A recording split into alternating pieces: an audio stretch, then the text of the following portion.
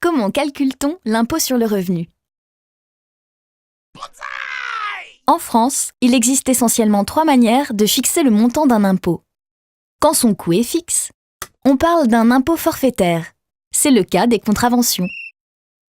Quand on applique un taux fixe à un montant, également appelé base imposable, on parle d'un impôt proportionnel. C'est le cas de la TVA, car on applique un taux fixe de 19,6% sur la plupart des biens et des services. Quand on applique un taux qui varie en fonction de la base imposable, on parle d'un impôt progressif. Plus la base est importante, plus le taux d'imposition est important. C'est le cas de l'impôt sur le revenu.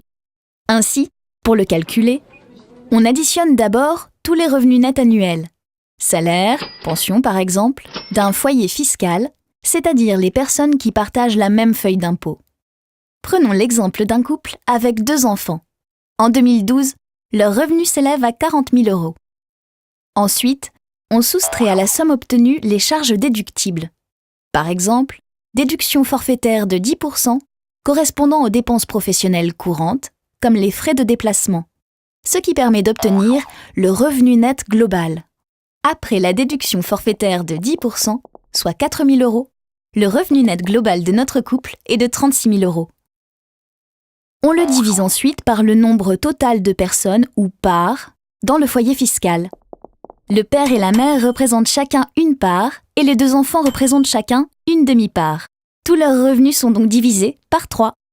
On obtient ainsi la base imposable, également appelée assiette fiscale, c'est-à-dire le montant qui va servir de base au calcul de l'impôt. Pour notre foyer fiscal, l'assiette est de 12 000 €. Enfin, on applique à cette assiette le barème de l'impôt sur le revenu, qui est composé de 6 tranches d'imposition. Les 3 premières sont les suivantes. 0% sur les premiers 5 963 €, soit 0 €. 5,5% sur les 5 932 € suivants, soit 326 € pour notre couple. 14% sur les 14 523 € suivants, soit 14 € pour notre couple. Ainsi, notre couple va payer 340 € d'impôt par part fiscale, soit 1020 € au total.